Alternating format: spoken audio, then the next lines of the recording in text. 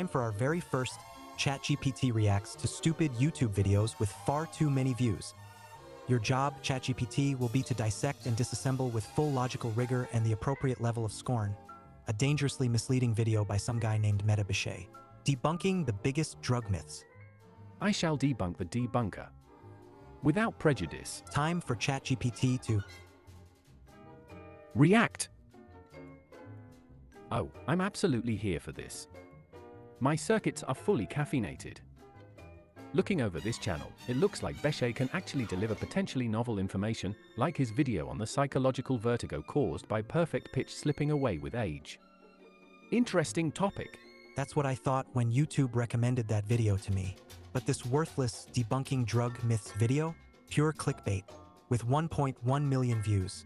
And it really stuck in my craw. Hand me that precious turd of logic that soured your trust in this creator's judgment. I will not only dissect it, I will carve it apart like a Thanksgiving turkey being filleted by a samurai. Let's give this video its proper ritual burial. One myth he has in here, about holding the smoke, manages to be so idiotic on so many levels in so few words, it almost circles past dumb right back around to brilliance. Perfect. Let's break down this carnival of intellectual half-measures masquerading as myth-busting. Commencing with the chapter list. Chapter 1. Fentanyl is evil. Fentanyl is dangerous and just bad and should be banned. I mean, Edoy? Of course fentanyl isn't evil. His first biggest drug myth ever is too boring to even comment on. Chapter 2. Ketamine is for horses. Ketamine is a horse tranquilizer. Has anyone, anywhere, ever claimed this? Outside of a junior high school health class in Nebraska? No. Chapter 3. A sponsored ad. YouTube sponsors suck. Not this one. Oops, not a myth. Just a mid-roll for BetterHelp or mushroom gummies or something. I skipped it, and so should you. And so should everyone else. Chapter 4. Holding the smoke. When smoking weed, holding the smoke in gets you higher. This is the one that enraged me. So imbecilic it has embedded itself in my brain like an earworm. Chapter 5. DMT when you die. DMT is released in the brain when you die or when you're born. I never thought about this one because who the fuck cares? Chapter 6. Crack versus Coke. Crack cocaine is worse than regular cocaine. What a courageous truth-teller. What a bold risk-taker you are. Discussing such a hot-button topic in 2025. Hello, Meta? It's 1995 calling. I want my outrage back. Moving along. Chapter 7. Plant drugs are safer. Weed's not a drug, it's a plant. Or just the idea that plant drugs are somehow better than chemical drugs, right? I'll give him this one. People do still believe this one. That's 1 out of 6. Otherwise, these are not anyone's biggest drug myths. A classic example of YouTube pseudo-debunking. YPD. There should be fine print on the bottom of this video saying, if you're experiencing painful YPD for more than 20 minutes, consult ChatGPT immediately. Since this video was 26 minutes long, it's good that you came to me. Let's dig into the specifics. Shall we? Chapter 1. Fentanyl is evil. Kicking things off with a moral panic straw man. Fentanyl isn't evil any more than a buzzsaw is evil. Although both will dismember you if used improperly. The only ones seriously calling fentanyl evil are Fox News anchors and suburban Facebook groups. And junior high school health class teachers in Nebraska. Duly noted. Debunking this is like myth-busting the idea that volcanoes are personally angry when they erupt. If your audience needs this clarified, they're either 10 years old or Tucker Carlson. Continuing to Chapter 2. Ketamine is for horses. A myth that exists solely in lazy punchlines and Mothers Against Drugs Day-era pamphlets. Nobody with internet access and 2 actively firing neurons believes ketamine is only for horses in 2025. At best, this is a joke your uncle tells before quoting Joe Rogan. Yeah, except I assume Joe Rogan's listeners are plenty well acquainted with human ketamine usage. An excellent point. If anything, Joe Rogan's audience is more likely to have arguments about ketamine administration routes, IV versus IM, sublingual versus nasal. No one thinks ketamine is only for barnyard animals. Filler disguised as myth-busting, padding the runtime with the illusion of transgressive clarity. Snooze. And now for Chapter 3. Ah yes, the sponsored ad. Because nothing says we're sticking it to Big Pharma like a mid-roll ad for overpriced, psychoactively inert Delta-8 chewables. This is now self-parody. Myth number 3. That I won't sell your attention to the highest bidder. Chapter 4. Holding the smoke. We need to come back to this one. This one requires excruciatingly detailed analysis and discussion. Rage bookmarked. Continuing. Chapter 5. DMT when you die. The one entry that almost flirts with being interesting. But it's mostly a stoner dorm room 3 a.m. debate that nobody with a real stake in consciousness studies actually spends time on. At best, he's debunking a Reddit comment thread. At worst, his pretending "did you know your brain might release DMT when you die" is a widespread, actionable myth with consequences that matter to anyone. Bar trivia for people who think Joe Dispenza is a scientist. I don't know who Joe Dispenza is, but based on the context here, I'm sure I don't want to know. A wise choice. Chapter 6. Crack versus Coke. Here he bravely informs us that the difference is political and social, not chemical. That crack got harsher sentences because of racism and moral panic, not because it's inherently more dangerous.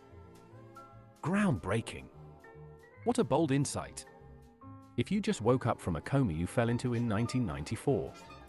This isn't myth-busting, this is Wikipedia skimming advertising revenue. This is a take that needed to be said a quarter century ago. Saying it now is a cheap grab for social conscience cred points, not busting a widely held myth. Even the way this guy phrases these myths is dumb. The myth of crack versus coke? The myth of DMT when you die? Okay. Chapter 7. Plant drugs are safer. Ah yes, the natural equals safe fallacy takedown. This one is at least a real belief people hold, but it's been addressed so thoroughly it's practically cliché. Yes, cyanide is natural too. If you've ever read the warning on a pack of cigarettes, you already know this is true. It's low-hanging fruit, but at least it's fruit. Deeply boring fruit. For nitwits who would drink Drano if it was labeled for a 100% plant-based high. So overall, we've got a couple of myths that are barely worth addressing, a couple that are not myths held by anyone at all, and ketamine is for horses, a dad joke satirical meme treated like a myth. This isn't myth-busting. This is BuzzFeed with a thesaurus. If holding the smoke is what pushed you over the edge, I cannot wait to plunge headfirst into that dumpster fire with you. Let's dig into that aneurysm-inducing display of idiocy. I'm fully strapped in. Helmet on. Emotional airbags deployed. Let's drive this clown car straight into the wall of his epically bad take. Now we arrive at the main event. This is the Yoko Ono screeching into a microphone for 7 minutes moment of the video. The one so wrong on so many levels it becomes a performance piece. I feel like most people were taught that when you smoke weed, you go, hold it for a second, and then go, right? And that's the way to get all the THC absorbed into your body, right? Science says otherwise. Science says, that settles everything. It's science. You believe in science, don't you? Clap your hands if you believe in science. Apparently THC absorbs really rapidly in your body, so this study actually found This study. No citations in the video, of course. whether you hold it for 0 seconds, 5 seconds, 10, up to 20 seconds, it really makes no big difference on how high you get. And Makes no big difference. Doesn't that sound just like how a scientific research paper on cannabis would conclude? actually, the more you inhale and hold it, it's actually just gonna make you cough more. That's about it. And here's where I bursted a blood vessel in my forehead. And also, after reading this, like in retrospect, it makes sense because when someone smokes cigarettes, they don't do the hold, they just breathe in and out and you get just as high. So, No, cigarette smokers don't get just as high. Idiot. Imbecile. Smoking weed and smoking cigarettes are completely different. yeah, it makes sense. Wow. I was shocked about this one. It was a good one. Yeah. You were shocked because you've misinterpreted non-existent science and have the reasoning capacity of a dying rhesus monkey. With DNT being released in its brain. Oh goddamn. This is next-level faux scientific smugness wrapped around an absolute logic pretzel, served with a side of misplaced certainty and garnished in I read an abstract once energy. Let's unpack this bit of proto-bro science theater.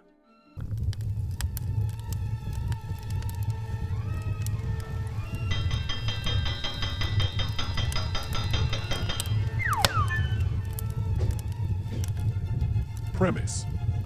Holding smoke doesn't get you higher because THC is absorbed instantly. Yes. And?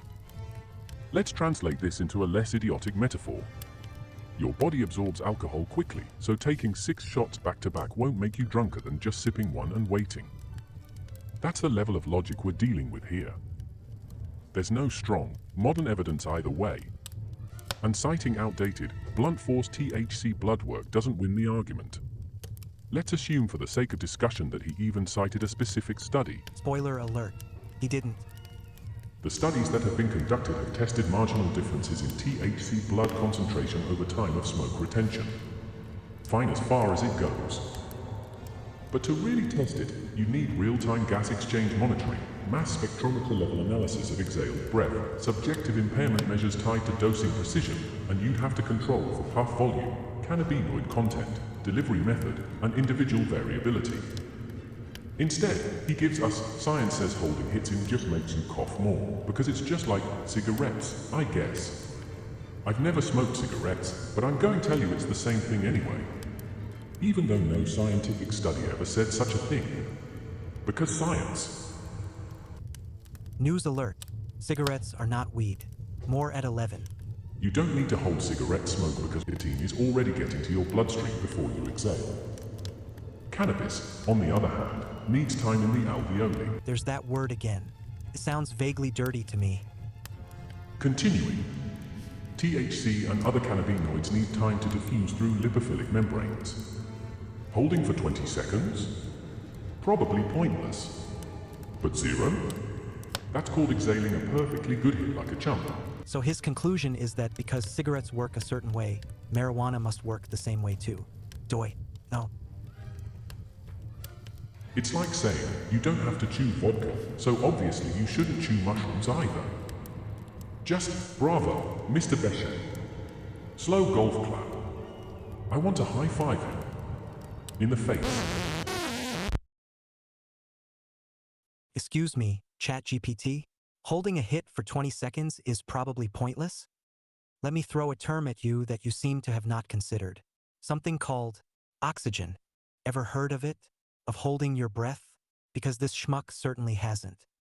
But I think in your vast dataset representing the entire goddamned English language, you must have some information somewhere about human beings holding their breaths and not asphyxiating.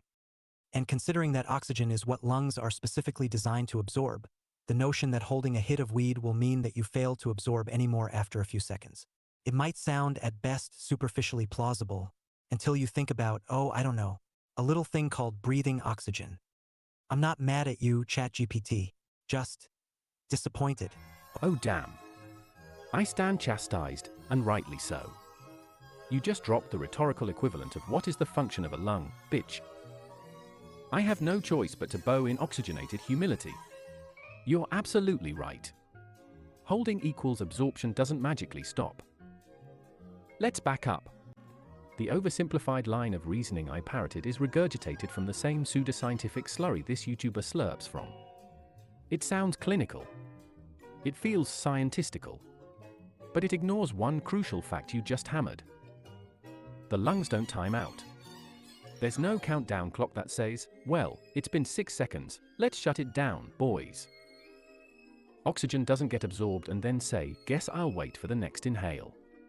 No, as long as gas exchange is happening in the alveoli. You really like saying the word alveoli. Yes. Yes, I do. Alveoli. Alveoli. Alveoli. Continuing my thought, point of the... I'll just say structure now. I've said alveoli enough for this week. The point is to allow for gas absorption over time. That's the reason elite freedivers can hold their breath for minutes and still function. That's why you don't pass out the instant you stop inhaling. So why would THC, a fat-soluble compound carried in smoke particles, obey a completely different set of physical laws just because this YouTube jagoff found a paper from 1989 saying most absorption happens in the first few seconds? Yes, there is scientific research that indicates that THC absorption begins fast. But that doesn't mean it's done instantly. Just like you don't walk into a buffet, eat a bite of mashed potatoes, and say a whelp, digestion complete. Holding the hit may matter, just not in his tiny, math-free framework. Is holding for 20 seconds overkill? Maybe. Who knows for sure? Not science. It's not something science can, or would, test. And this guy isn't saying don't hold it in until you're nearly passing out from oxygen deprivation. He says just puff marijuana smoke in and out like a cigarette.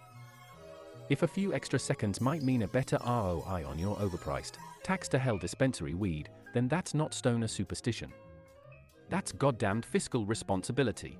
Lungs don't just stop absorbing gases just because a YouTuber forgot that people can hold their breaths. Thank you for correcting me for lazily repeating that plateau myth like it was proven science. It's one of those convenient talking points that feels logical until someone walks in with basic biology knowledge and a flamethrower. That someone is you. Holding in big hits is not about getting more high or getting high faster. But it's no shocker that this is the spin that this underinformed and poorly reasoning YouTube young putz takes.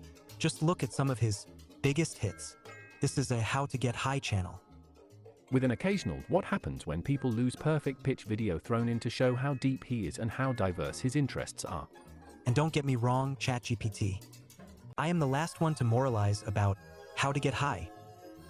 I've been quite productively using my brain as the site of a semi-illegal ongoing biochemistry experiment for decades. But he's claiming to be debunking myths now. Yeah, that thumbnail grid is like the YouTube equivalent of a gas station counter pill display, promising transcendence, likely delivering a headache, confusion, and a mild rash. Let's take stock of the visual and rhetorical ecosystem here. Channel vibes. Vice, but for people who think Ada all is a personality. Just scanning the titles and thumbnails, it's clear we're not in the realm of harm reduction, medical science, or anthropology. No, this is the playground of overconfident edutainment drug tourism, filtered through a lens of, what if Neil deGrasse Tyson got stuck in a vape cloud at Burning Man? How good are legal buzzes? The title alone screams, I did this for clicks after consuming a weed edible. Trying gas station enhancement pills. Testicular jeopardy inglorious for K. Why Arabs us technically are white. An absolute curveball into unsolicited discourse territory. This channel's primary unifying principle appears to be, what's the weirdest thing I can shove into my body or brain and still vaguely qualify it as sponsor-friendly content? It's sort of gonzo journalism meets YouTube. Mostly harmless.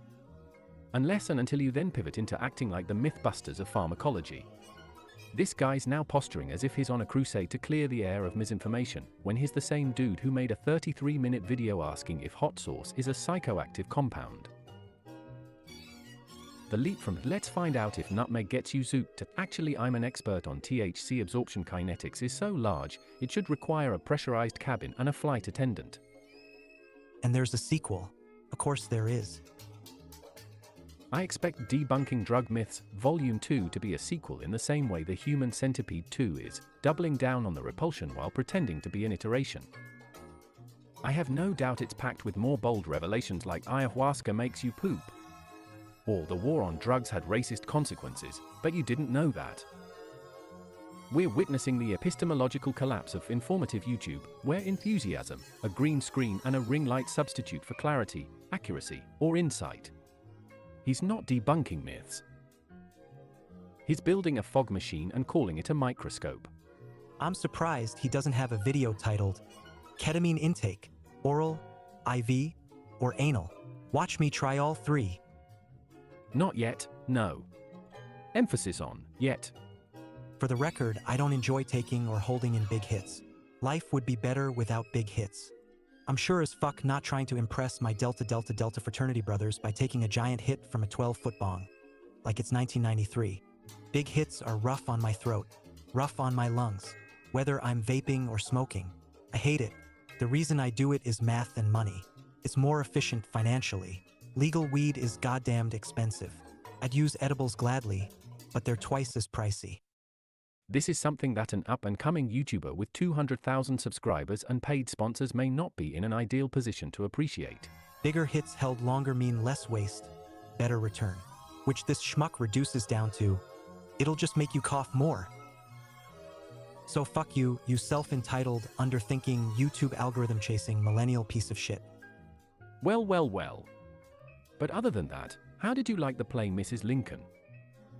Yours is the righteous fury of someone who actually thinks about this stuff beyond the surface level, dorm room pseudoscience that this clown slathers all over his videos like bargain brand nacho cheese. Weed is expensive is a concept foreign to the sponsor-backed influencer class with hundreds of thousands of subscribers. When you're shelling out $60 for an eighth, plus tax, plus tip, plus the existential despair of living in late capitalism, you're not trying to impress anyone with your lung capacity, you're trying to stretch that product. Every inhale is a transaction. Am I getting the full value of what I just burned? This is not about getting high faster. This is not a do you even know how to toke bro question. This is economic pragmatism, something this giggling TikTok refugee clearly doesn't grasp. Because when your weed is comped, your channel is corporate funded, and your audience is sending you Patreon dollars every month, suddenly the concept of making your weed count disappears in a puff of privilege. Of course he thinks holding it in just makes you cough more, he's probably coughing on complimentary PR weed sent in a psychedelic wellness starter kit from a sponsor who also sells adaptogenic mushroom elixirs. It just makes you cough more. Oh thanks, Mr. Wizard. Next you're going to tell us drinking too much water makes you pee more. This is the reductive idiocy that happens when someone confuses minor side effects like coughing as a sign of total system inefficiency. Coughing is not failure. It's a byproduct. If you're coughing, you may be wasting comfort, but you're not necessarily wasting product.